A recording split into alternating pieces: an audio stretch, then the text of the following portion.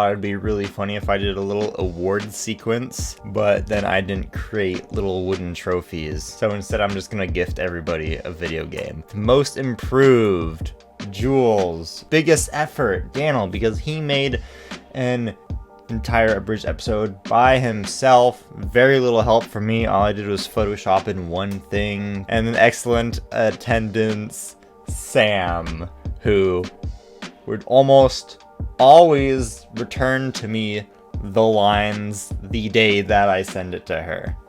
So her quick responses was a blessing.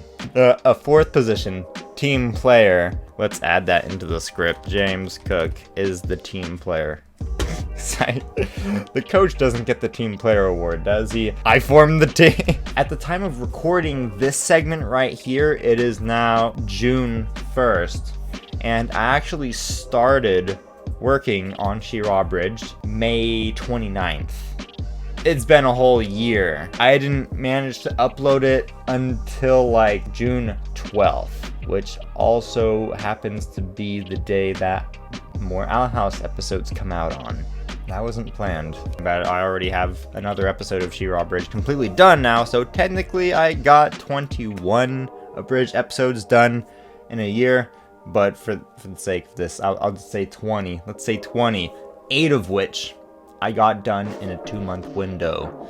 It was between episode 5, Flood, all the way up through episode 11, Irresponsible. All only had 7 days in between them all. They're uploaded every single week for a month. Brand new abridged parody, that's coming along very well. 3 episodes of that out, 15 episodes of She-Ra Abridged. And my biggest goal is I want to create these abridged parodies once a week, maintaining the same level of quality as the larger channels like the Schmuck Squad and Little Karibo and, can I even say Team 4-Star anymore? They're not really doing abridgments now, are they? Each of these episodes was close to 10 minutes in length. I have released just about 1 episode every single month. The biggest difficulty in the whole process is a script and storyline that I'm proud of, that I feel is funny and mixes up what's happening. That part never gets easier every time I've done it, all 21 times. The editing presented a lot of hurdles in the beginning. That was a struggle, but each hurdle I go over, I get better, and now editing is the easiest part. It's the most fun part, because I get to go on Discord and hang out with you. So if you're not on Discord right now, go into the description of this video and hit that link and then join and be like, hey, I just saw the anniversary video. I honestly really want to edit a video for the Schmuck Squad or something, because their stuff, it's funny, and I want to help that come out faster. I swear, all these high rigmarole, big budget TV shows and movies come out at faster than what the abridgers do. The best script, and the one that I find the most interesting, is episode 7 of She-Ra Abridged, Mirage.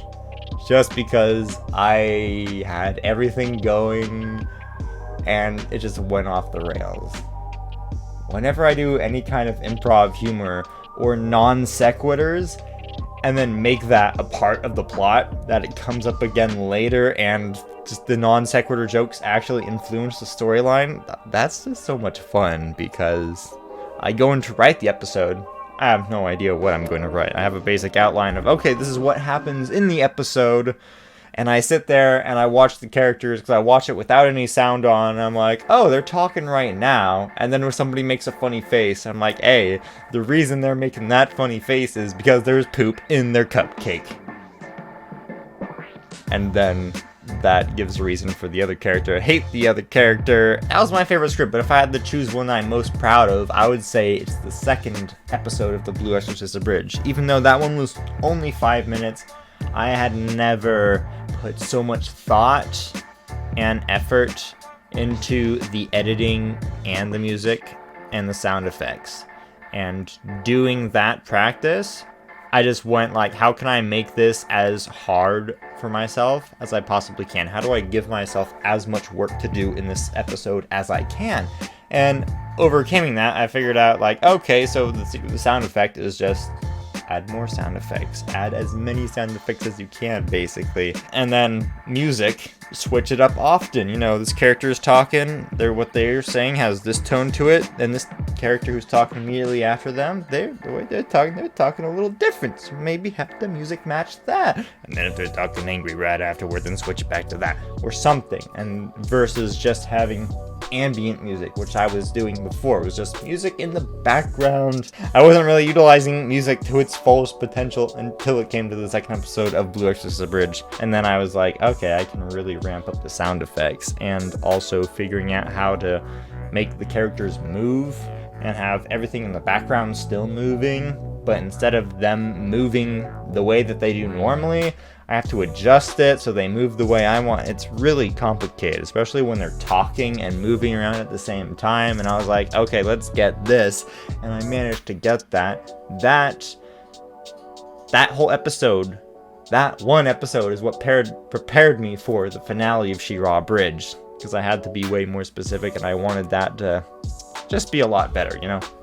So that episode, that's why I'm most proud of it, was because it was the highest display of my skill. And if I did go to the Schmuck Squad or something Witty Entertainment was like, hey, I can do this. Let me do this for you.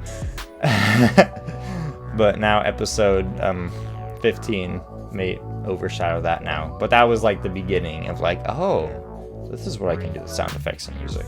I got it. This has been a year of abridging every single week, and sometimes being able to upload them in the week. I'm gonna keep growing my circle of voice actors and hopefully reach 1,000 subscribers soon, and then don the Catra cosplay. That's gonna be weird. Yeah, so thanks for watching. I'll see ya. Bye.